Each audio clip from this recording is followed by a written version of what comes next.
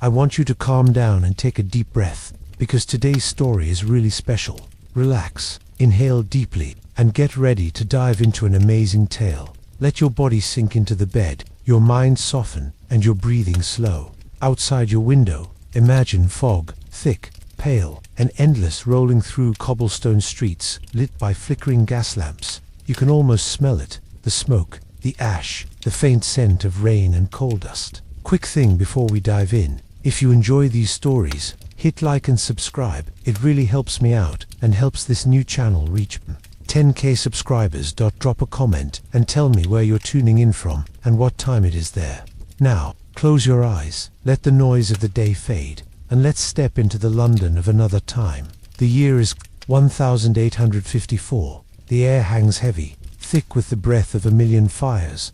London is the largest city in the world, a restless heart of industry and empire. By day, it hums with life. Horses clatter along wet stones. Merchants shout from stalls. The river carries ships from every corner of the earth. By night, the fog returns, soft at first, then smothering. It wraps around the city like a blanket that never lifts. The people have learned to live with it.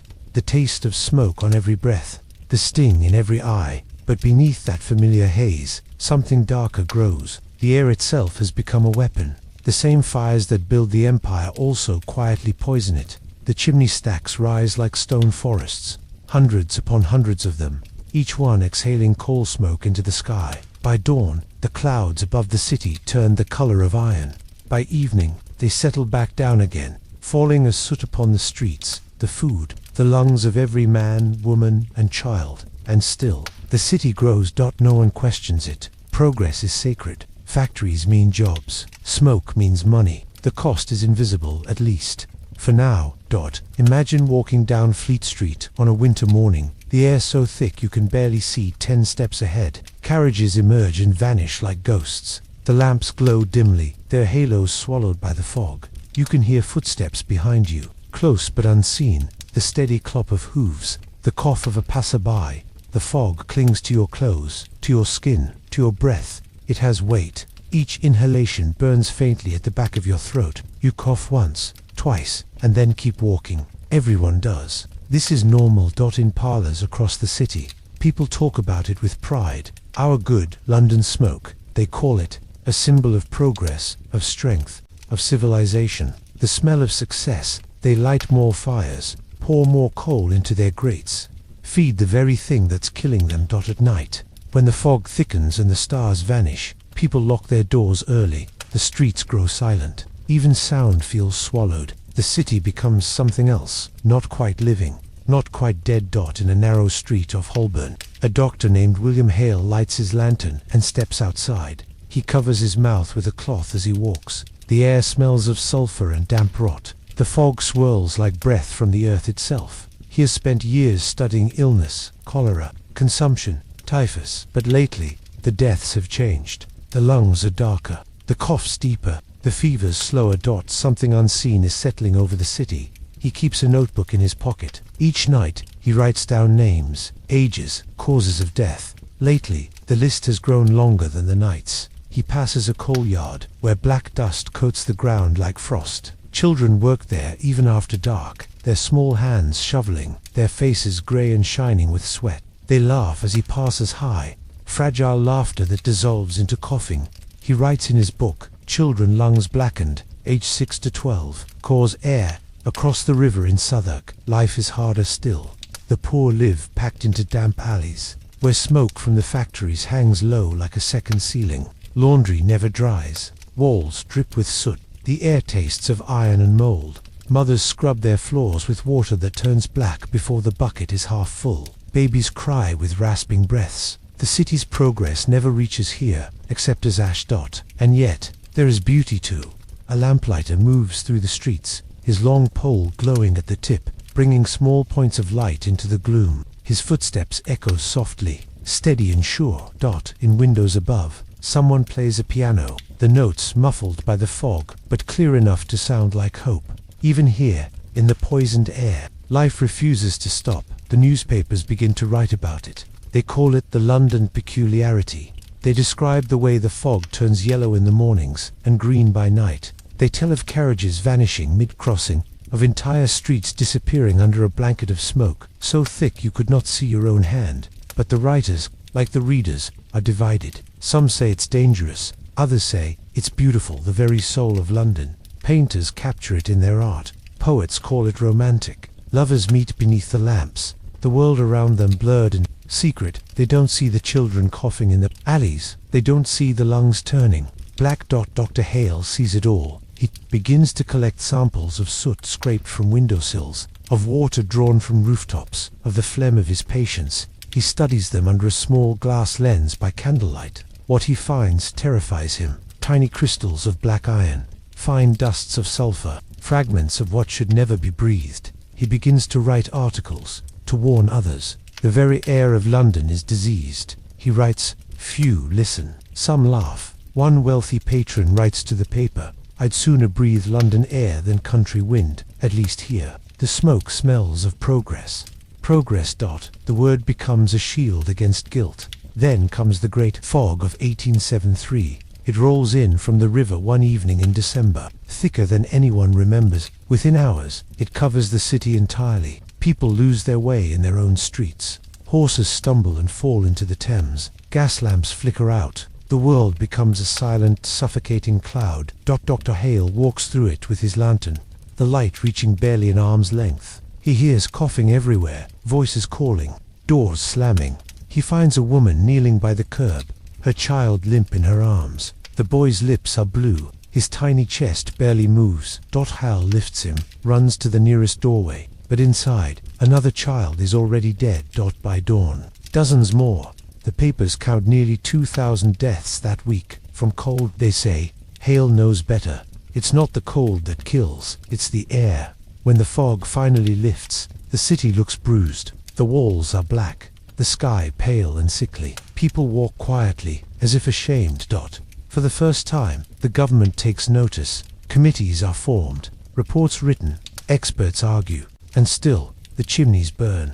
The fires of empire cannot go out. There are ships to power, trains to run, fortunes to make. The city coughs, and the world pretends not to hear.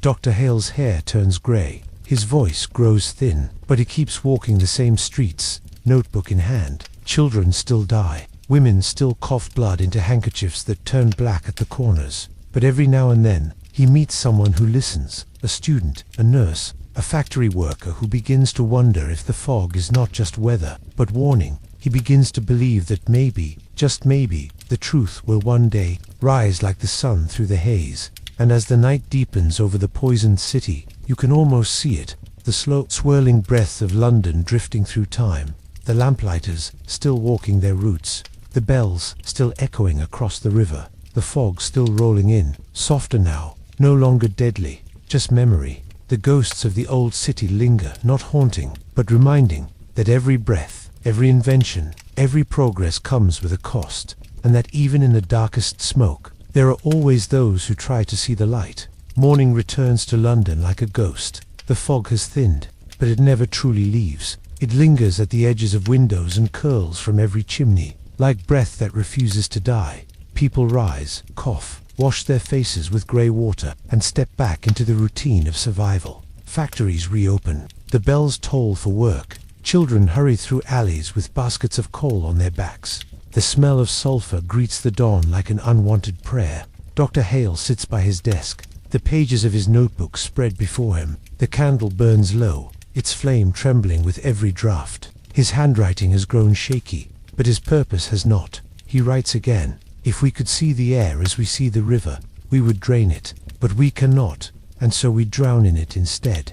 Outside, a cart rattles past, carrying barrels of ash. The driver whistles through cracked lips. Above him, the sky glows a weak yellow dot. By 1880, the population has doubled. London is now a living machine, its heart powered by coal and sweat. Every street hides a chimney, every home burns. The city glows orange at night, not from stars, but from fire. New inventions arrive. Steam engines, iron bridges, gas lamps brighter than ever. Progress roars louder, and the air grows heavier. The more people build, the less they breathe. And yet the city feels unstoppable. To question it is to question the future itself. Men in Parliament laugh at the idea of cleaner air. A little smoke never killed anyone, one says, his cough echoing through the chamber. But outside, the poor know better. They scrub soot from their laundry and sweep it from their teeth. They buried their children before they turned 5. Across the Thames, in the crowded district of Bermondsey, a young woman named Lydia Crowe lights a single candle in a window too small for sunlight. Her father works at the foundry. Her brother delivers coal. She sews gloves by day and tends to neighbors by night. The air makes her chest ache, but she smiles anyway. We've all got the same lungs, she says. Might as well use them to sing. And so she does low songs of hope and humor that drift through the smoke like feathers. One evening, Dr. Hale hears her voice as he walks his rounds. He follows the sound to a narrow doorway and knocks. Lydia opens it, her face lit by the candle. He asks about her father's cough. She nods sadly. Black spit, she says. He says it's just the dust. Hale sighs. It's never just the dust. He gives her a small vial of tonic and leaves her a clean cloth. She thanks him, and when the door closes, her song begins again. He writes later in his book, Hope, even here, finds its voice. Years slip by. The fogs come heavier, darker. The people begin to give them names. The Black Friday fog, the choking mist, the day the sun died. Each winter, thousands fall ill. Each spring, the papers forget. But a new generation begins to rise. Engineers, scientists, women reformers who refuse to stay silent. Among them is a young chemist, Edwin Price, who studies the city's soot with curiosity rather than fear. He meets Dr. Hale at a small lecture in Bloomsbury, and the two men talk long into the night. Hale speaks of lungs and death. Price speaks of chemistry and fuel. Together they form an idea that the smoke could be measured, even tamed. It sounds impossible. But then again, so did the thought of clean water. Once. Meanwhile, Lydia's brother collapses at the foundry. His lungs give out after years of breathing iron dust. He dies within days. The undertaker shakes his head. Another smog body, he mutters. Lydia buries her brother in a grave without name. The earth black with soot even beneath the surface. She begins to attend the reform meetings Dr. Hale helps organize. There, among clerks and nurses, she listens to talk of filters, chimneys, laws. At first, she says nothing, but one evening, she stands. Her voice shakes but does not break. My brother's lungs were London, she says. They burned until there was nothing left. Tell me, gentlemen, how many lungs do we need before the air is clean? The room falls silent. Then someone begins to clap. Slowly, others join. Dr. Hale smiles. A spark is caught. The movement grows quietly. Pamphlets circulate. Clear skies for London. Smoke is death. Children hand them out on street corners. Artists sketch scenes of the fog swallowing whole markets, of mothers wiping soot from their babies' lips. The government dismisses it as hysteria. But change, like fog, spreads unseen until it surrounds you. Factories begin to install taller chimneys. It helps, or so they say. The smoke rises higher before it falls again. Hale and Price publish papers linking air quality to disease. They're mocked, but their names stay in print. Lydia starts a small clinic for working women, offering clean cloths and fresh air where she can. They all do what little they can, pushing against the weight of an empire's breath. Then comes the winter of 1891. The fog that year is unlike any before. Thick as wool, yellow as candlelight. It seeps through cracks in doors, through chimneys, through lungs. The city darkens at noon. Men carry lanterns to cross the street. Policemen hold ropes between them so they don't lose each other in the haze. Dr. Hale, now old and frail, walks his rounds once more. He can barely breathe, but he cannot stay inside while others choke. He finds Lydia tending to children in a shelter, her face masked with a wet cloth. She smiles when she sees him, still walking. She asks, still breathing, he answers. That night, the fog thickens until even the lamps fade. People stumble, blind and gasping. The city becomes silent again, the same silence that swallowed it 20 years before. By morning, the fog begins to lift. When the sun finally pierces through, the damage is clear. Thousands dead, thousands more sick. But this time, the papers do not forget. They print the stories, the numbers, the names. They call it the Great Smog. And for the first time, Parliament listens. A commission is formed. Hale and Price are called to testify. Lydia writes letters to the press, speaking for those who cannot. The tide begins to turn. Slowly, painfully, laws are written. The Clean Air Acts, they call them. Factories must burn better coal. Chimneys must rise higher. The fog will not vanish overnight. But the idea has taken root that the air itself has rights. Dr. Hale does not live to see the sky clear completely. He dies one spring morning, pen still in hand, his notebook filled with the words, "Perhaps one day they will breathe without fear." Lydia attends his burial by the river, the air unusually bright that day. She holds her candle in silence and thinks of the sound of his steps through the fog, steady, patient, unafraid. As years pass, London changes again. New fuels, new laws, new voices. The air clears, little by little. The stars return to the sky, but the memory remains, written in every brick, every cough, every photograph of a city that once lived inside a cloud. And even now, if you walk along the Thames on a cold morning and breathe deeply, you might feel it, the faint taste of coal, of time, of lessons carved into the air itself. A reminder that progress and poison often share the same breath. The century turns quietly. The bells of St. Paul's ring through a sky no longer black, only grey. The great city exhales, slower now, uncertain. Steam still curls from rooftops, but electricity hums in the streets. Thin white wires stretching like veins across a body learning to live again. People talk of miracles, light without flame, motion without horses, voices sent through wires. London stands at the edge of something new, but old ghosts cling to the smoke. When the lamps flicker on each evening, their glow is clean, sharp, white. Yet above them, the clouds remember. The smell of soot lingers in every wall, every book, every coat. It is part of the city's blood, impossible to wash away. Lydia Crowe, now in her 40s, walks through Bloomsbury with a basket of papers under her arm. She still runs her small clinic, though her hands tremble when she writes. The children she once treated now bring her their own. They call her Mother Crowe, half in affection, half in awe. She stops sometimes outside the new electric trams, watching the blue sparks dance along their lines. The sound reminds her of rain on metal, the same rhythm that once filled the foundries where her brother coughed himself to death. She wonders if progress always sounds like thunder. That evening she opens the window of her flat and lets the air in. It smells faintly of oil, not coal. Cleaner, but colder. She coughs once, out of habit, then smiles. Better, she murmurs to the night. Almost. Across the river, a young journalist named Henry Vale climbs the stairs to the offices of the Chronicle. He is 23, impatient, full of questions. He has read every paper Dr. Hale ever wrote. He has read Lydia's speeches, too, printed on fading pamphlets. To him, they are legends. He wants to tell their story, the smoke, the sickness, the stubborn hope. But his editor waves a hand. Old news, lad. London's clean now. Write about the motor cars. Henry smiles politely, then ignores the order. That night, he walks the streets with his notebook, just as Hale once did. He writes what he sees. The fog no longer kills, but it never left. It waits in the corners, a memory of greed and breath. He doesn't know it. But Lydia reads his article a week later and sends him a letter written in careful, looping script. Keep writing. The air may clear, but forgetfulness is the deadliest poison of all. In the spring of 1905, the first automobiles appear in numbers. People gather to watch them roar down the mall, their engines coughing small clouds of white smoke. Children cheer, dogs bark, and an old man mutters, "More machines, more fumes." The city changes shape. Coal still burns in the poorer districts, but gas and oil begin to rule the rich ones. The fog grows thinner, but the noise grows thicker. Progress never sleeps.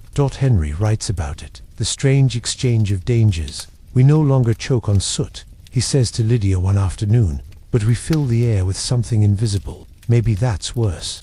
Lydia laughs softly. Every age has its own poison, dear boy. Ours just learned how to whisper. She grows weaker that year. The doctors call it bronchitis, but she knows it's the long shadow of all those years breathing the black air. She keeps teaching, keeps writing. Her window is always open, no matter the chill. "I want to see the sky," she says. One morning Henry visits with flowers and finds her sitting by the window, pale but smiling. "Look," she whispers. "You can see the sun through the mist. We used to wait weeks for that." He nods, swallowing the lump in his throat. "You made it happen." She shakes her head. "We all did, even those who just breathed." The city outside hums with electric light. Factories run on new engines. Airships drift above the river, their silver bodies catching the morning sun. London looks cleaner, brighter, modern.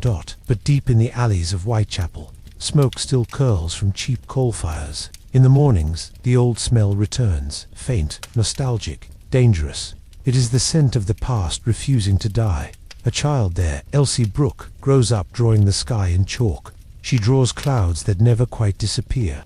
Her mother sells matches on the corner, her fingers yellow from sulfur. When Henry passes one evening, he stops to watch the girl sketch. "Why draw clouds?" he asks. "They're pretty," she says, "and they hide things." He gives her a coin and writes her name in his notebook. Years later, she will become one of the first women to campaign for clean air after the Great War. The line between memory and future never truly breaks. Lydia dies quietly in 1908. The window still open beside her. The sky outside is pale blue, almost clear. On her table lies a folded letter, addressed to Henry. "The fog was never our enemy, Henry, it only showed us ourselves. Remember that." He reads it again and again. When the funeral ends, he keeps the candle she used to light her desk. Its wax burned low. He sets it on his own windowsill and watches its flame tremble in the wind. Years moved faster after that. The railways spread north, the bridges grow wider, and London swells beyond imagination. The air still carries the hum of engines and the scent of oil, but the old choking haze becomes legend. Artists paint it as nostalgia. Tour guides speak of it as romance. Henry writes his book, The Poisoned City. He fills its pages with the names of those who fought, those who died, those who simply breathed. It sells modestly, but it endures. Schools begin to read it aloud, line by line, on cold mornings when the air feels heavy, and somewhere in a quiet classroom, a small girl listens, eyes wide. Her name is Elsie Brook. She draws another sky in the margin of her book, this time with stars breaking through the smoke. London never forgets its ghosts, even as cars multiply and electric lights outshine the moon.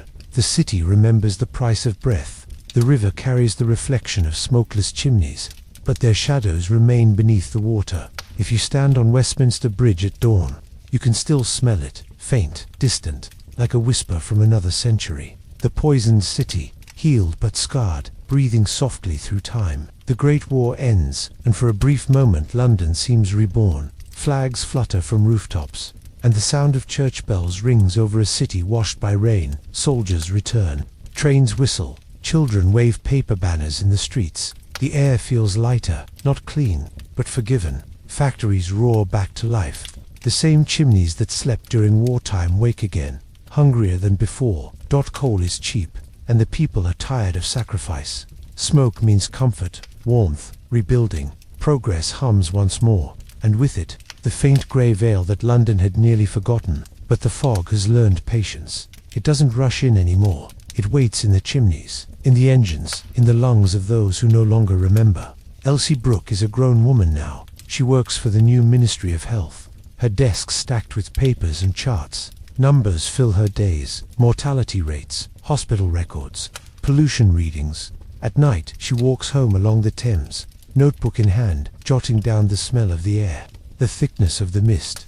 She has never seen a city without smoke, but she dreams of one. Her mother died coughing, her voice fading into the same rhythm as the rain. Elsie promised herself then that she would never stop measuring the air. People forget, she writes in her journal, but the sky keeps its own diary. Through the 1920s, the city motor cars replace horses, neon replaces gaslight, and new skyscrapers climb into the clouds. The newspapers speak of a golden age. But to Elsie, the light feels strange bright below, shadowed above. From her window she sees the haze settle each evening, a soft bruise on the horizon. A scientist named Howard Green begins experiments in her department. He collects air in glass jars from different districts, Kensington, Bermondsey, Stepney. He weighs the soot, counts the particles. "It's like breathing sand," he mutters. Elsie notes his results carefully, feeling a chill even on warm days. When she visits the hospitals, she finds children with chronic coughs,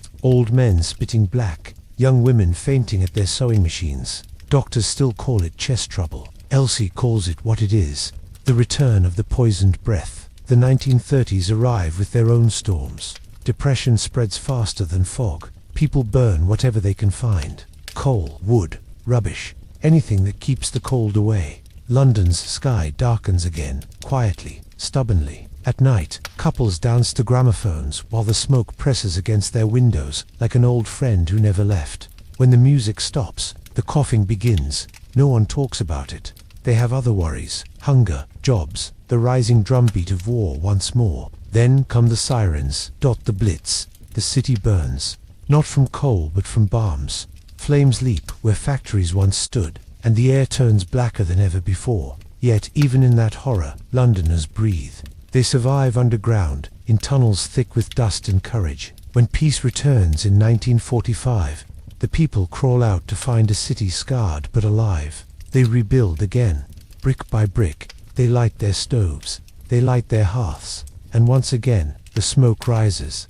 The government promises a new dawn, clean houses, strong families, modern lives, but modern life still runs on old fuel. The chimneys stand taller, but the breath remains heavy. Elsie Brook, now grey-haired and weary, warns of another disaster. She speaks at meetings. WRITES, letters to ministers, holds up jars of soot collected from every grain of this, she says, is a breath someone cannot take. Few listen. The officials smile kindly and tell her the air has never been better. Winter of 1952 proves them wrong. It begins quietly, a normal December chill. Fires crackle. In every home, buses rumble through the streets, and the smell of coal drifts softly through open chimneys. Then the wind stops completely. By dusk, a fog rolls in from the river, thick as wool, yellow as old paper. It doesn't lift. By midnight, it deepens. The lamps vanish. People walk with hands outstretched, feeling their way along walls. Drivers abandon their cars in the road. Hospitals fill with patients gasping for breath. The newspapers will later call it the Great Smog. 5 days of darkness. 5 days when London stopped breathing. Elsie wakes on the second morning coughing black. From her window she can see nothing. Not the street, not the sky, not even her own reflection in the glass. She wraps a scarf around her mouth and sets out for her office anyway, guiding herself by touch. The air burns her throat. She passes figures hunched like shadows, voices muffled. Can't see a thing. A man stumbles beside her and collapses. She kneels, but he's already still. She writes in her notebook with shaking hands. The city has become its own grave. By the 5th day, the fog begins to thin. When the sun finally breaks through, it reveals a silence no one forgets. 12,000 dead, thousands more to follow. The government cannot deny it anymore. Parliament moves quickly, faster than it ever has. Within months, committees form, reports publish, laws take shape. In 1956, the Clean Air Act passes. Smoke control zones, smokeless fuel, real change. The same city that once celebrated its smoke now bans it. Elsie stands on Westminster Bridge as the new decade dawns. The river glimmers below, the sky pale blue. She closes her eyes and breathes deeply, the way she never dared to as a child. The air tastes different. Still city, still life, but clean enough to hope. She writes one last note in her journal. The air remembers, but so do we. London slowly learns to live without its fog. Tourists still buy postcards of the smoky city, unaware that the color in the pictures is death. Children play in parks that once lay beneath a blanket of soot. The stars return, faint but visible, and somewhere, in a dusty archive, a thin notebook rests filled with numbers, coughs, and courage. On the first page is written a single line. From decades before, perhaps one day, they will breathe without fear. The day has finally come. The years after the Great Smog feel like a long exhale. London begins to breathe again.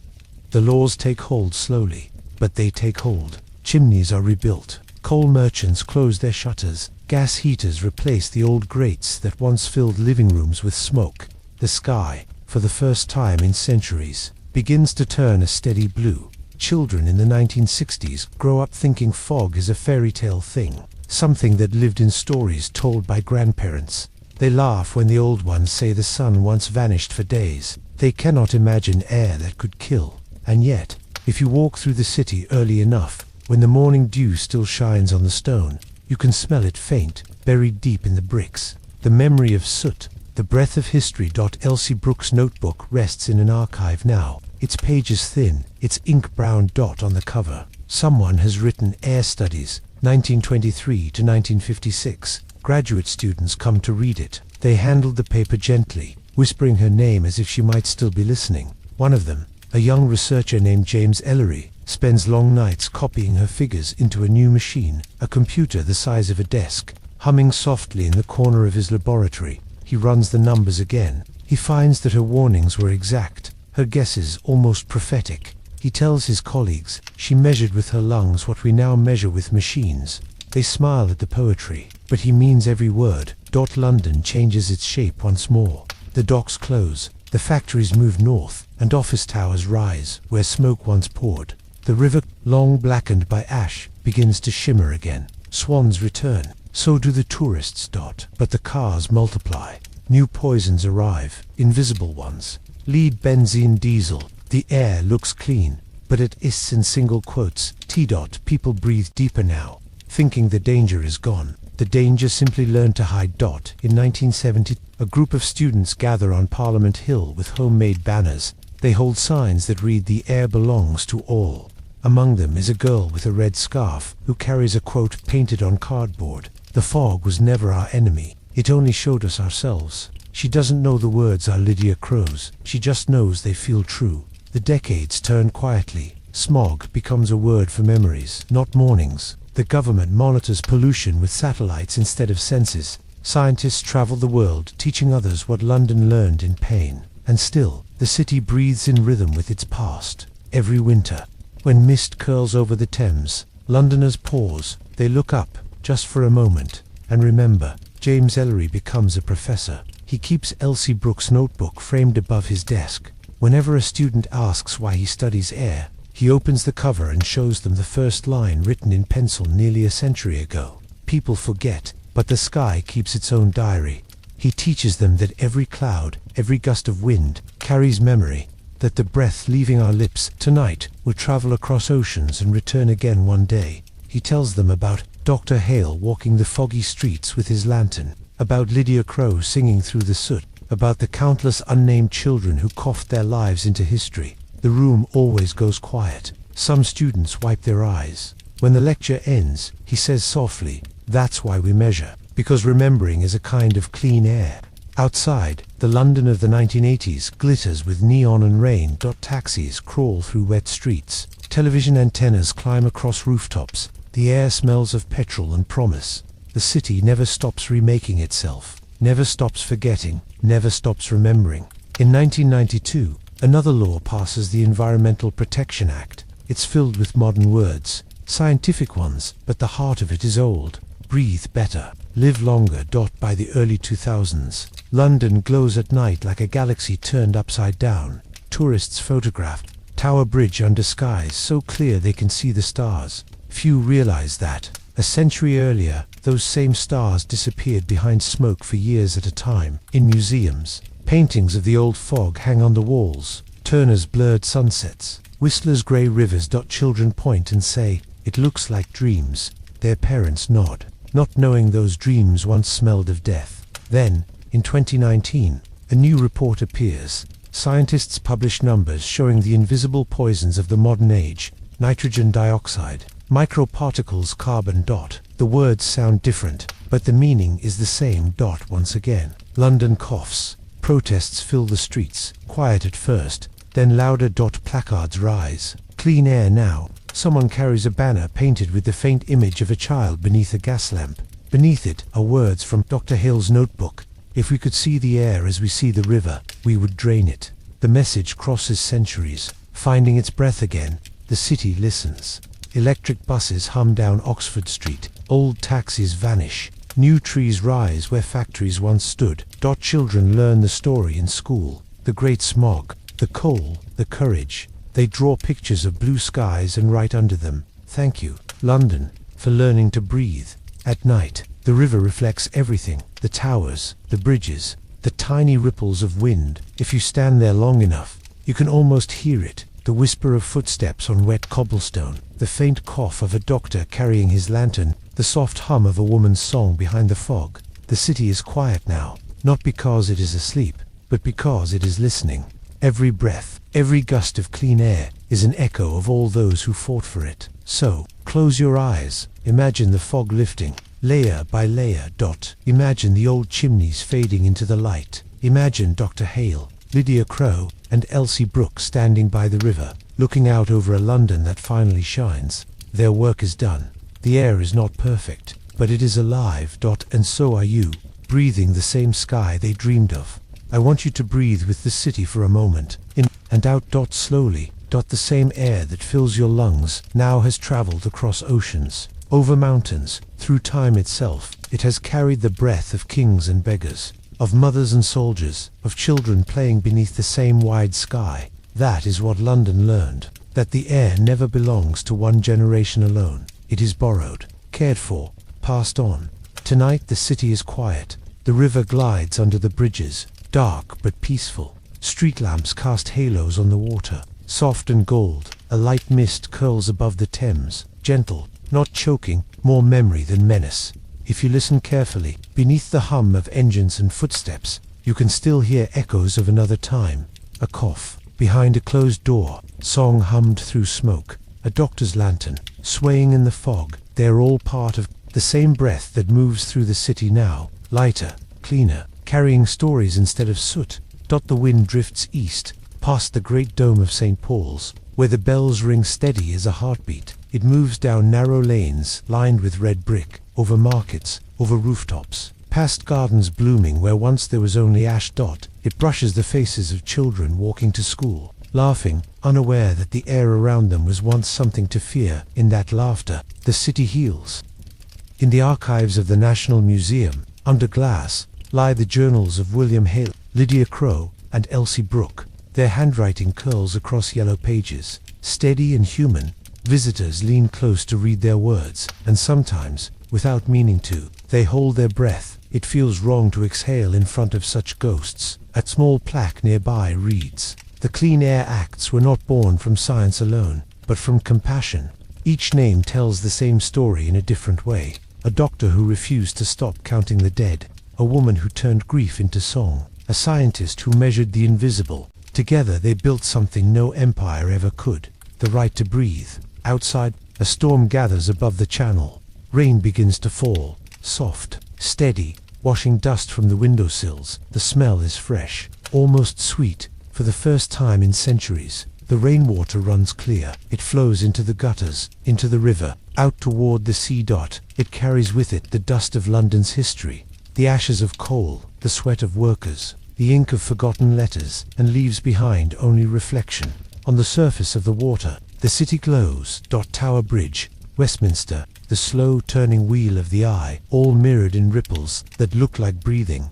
Sometimes, when the evening mist settles just right, London seems to disappear again. Not in smog, but in stillness. It's as if the city pauses to remember.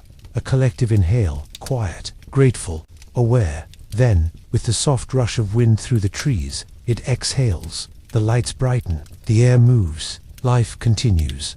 That rhythm, breath and pause, inhale and exhale, is the same rhythm that carried it through centuries of poison and pain, the same rhythm that carries you now, in another part of the world. Far from the Thames, cities face their own smoke, their own poisoned skies, factories hum in new lands, and the same lesson waits to be learned again. Somewhere, a young child looks up at a hazy sun and wonders why the sky feels heavy. And maybe one day they'll read about London, about the fog, the smog, the courage, and understand that even the darkest air can clear, if people care enough to change it. The wind that left London long ago will reach them too, carrying whispers of those who refuse to stop breathing. In the small hours of night, when the city sleeps, the air over London is calm. The stars return, one by one, faint and pure. The moon hangs low, pale as breath, somewhere below. In a park once covered in soot, the lilac trees bloom. Their scent drifts through open windows. People dream of trains and rivers, of light breaking through fog, of voices calling softly across time. If you stand there and close your eyes, you can almost see them, the silhouettes of the ones who came before. Hale with his lantern, Lydia with her candle, Elsie with her notebook pressed to her chest. They are not ghosts, they are the air itself. And so, as the night deepens and the hum of the city fades, You breathe. In. Out. The air moves through you like memory. Clean, fragile, alive. It carries with it the story of how a city once poisoned itself and then learned to heal. A story of smoke and sunlight, of people who looked up and refused to stop seeing the sky. Let that be the final breath of this story, a promise that the world, however heavy its air may become, can always learn to breathe again. Sleep now. The fog has lifted, the city is quiet, and the air, finally, is kind.